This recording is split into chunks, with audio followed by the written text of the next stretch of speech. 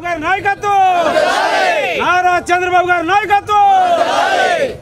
జై బాబు, జై బాబు, ప్రసాద్ నాయకత్వం, రమణ నాయకత్వం, సతీష్ కుమార్ నాయకత్వం, ఇద్దరు కలిసి అన్నను గెలిపించాలి.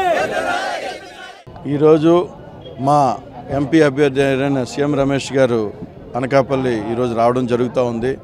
దీనికి తెలుగుదేశం, జనసేన, బీజేపీ శ్రేణులంతా ఈరోజు తరలి వెళ్తూ ఉన్నాం. మాడుగు నియోజకవర్గం తరఫున మొత్తం 150 వెహికల్స్ మొత్తం మీద, అదేవిధంగా ప్రజలు కూడా ఆల్మోస్ట్ 1000 మంది దాకా మా నియోజకవర్గం నుంచి మేము బయలుదేరడం జరుగుతూ ఉంది. ఎందుకంటే మా నాయకుడు సీఎం రమేష్ గారిని మా పార్లమెంట్ని అభివృద్ధిపరిచే, భవిష్యత్తులో అభివృద్ధిపరిచే నాయకుడిని మేమందరం ఈరోజు ఘన స్వాగతం పలకడానికి తెలుగుదేశం, జనసేన శ్రేణులు, అదేవిధంగా బీజేపీ శ్రేణులు బయలుదేరడానికి చాలా ఉత్సాహంతో బయలుదేరి వస్తూ ఉన్నారు. దీన్ని రానున్న రోజుల్లో ఈరోజే సీఎం రమేష్ గారి గెలుపు ఖాయమని చెప్పడానికి మేము అతిశయోక్తి లేదు. ఎందుకంటే మా కార్యకర్తలు అంతా ఈరోజు సంతోషంగా ముందుకు వస్తూ ఉన్నారు. ఆయన రాక మా అనకాపల్లి అభివృద్ధి పదంలో నడుస్తుందని చెప్పేసి ప్రజలకు చాలా ఆకాంక్షతో ఉన్నారు. రానున్న రోజులు ముందుకు తీసుకెళ్తామని చెప్పేసి మేము కోరుకుంటా ఉన్నాం.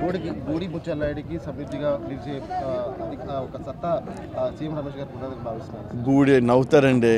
ఈరోజు బూడి ఆయన తారూకు మాత్రమే ఉప ముఖ్యమంత్రి అండి. అలాంటి వ్యక్తి ఈరోజు అనకాపల్లికి ఇస్తే ఏముంది, నవ్వుతారు.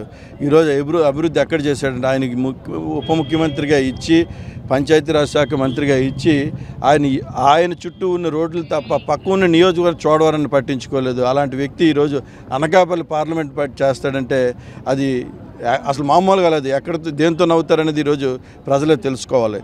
ఎందుకంటే ఆయన్ని తీసుకొచ్చి పెట్టారంటే ఇక ఏం చెప్పాలంటే, మాకు క్యాండిడేట్లు దొరక్క ఈరోజు ఎత్తుక్కొని వచ్చి, ఇక ఏదో సీనియర్ నాయకుడిగా ఉన్నాడు, పార్టీకి ఏదో ఎక్కడ పడితే కూర్చోమంటే అక్కడ కూర్చుంటాడు, ఎక్కడ పెట్టి నిలబడమంటే అక్కడ నిలబడతాడని చెప్పేసి ఈరోజు తీసుకొచ్చి అనకాపల్లి పార్లమెంట్కి ఈరోజు ఒక వ్యక్తి తీసుకొచ్చి ఒక పపెట్ని పెట్టినట్టు పెట్టారు. ఈరోజు అది అందరికీ తెలుసు, ప్రజలకి రానున్న రోజులు ఏం జరగబోతుంది అనేది.